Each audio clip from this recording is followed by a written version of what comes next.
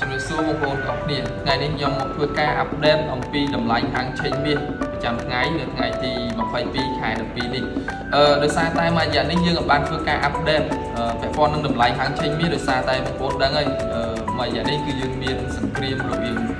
ប្រទេសជិតខាងអញ្ចឹងថ្ងៃនេះខ្ញុំមកធ្វើការអាប់ដេតព័ត៌មានអំពីតម្លៃហាងឆេងមាស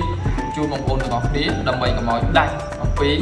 ទីផ្សារមួយនេះអញ្ចឹងខ្ញុំគិតថាក្នុងថ្ងៃនេះក្នុងបញ្ជីមានតម្លៃ$526ក្នុងមួយតម្លឹងមានតម្លៃ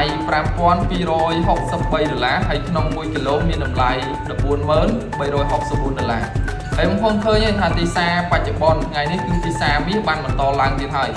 ព័ត៌មានដែលបណ្ដាលឲ្យទីផ្សារមាសឡើងនោះគឺដោយសារតែសេដ្ឋកិច្ចអាមេរិកមានការចុះខ្សោយដុល្លារអន់ថយហើយមានកត្តាកាត់បន្ថយអត្រាការប្រាក់ពីធនាគារកណ្ដាលនិងភាពមិនច្បាស់លាស់អំពីសេដ្ឋកិច្ចដូចជា CPI Job Report និង GDP ចុះខ្សោយ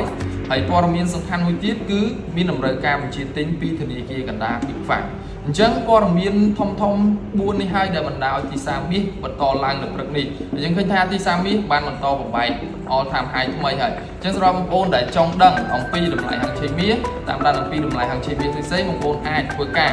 search មកកាន់ Orange Trader បងប្អូននឹងដឹងព័ត៌មានពាក់ព័ន្ធនឹងតម្លៃហាងឆេងមាសប្រចាំថ្ងៃបាទពីខ្ញុំ Master Hein សូមអរគុណ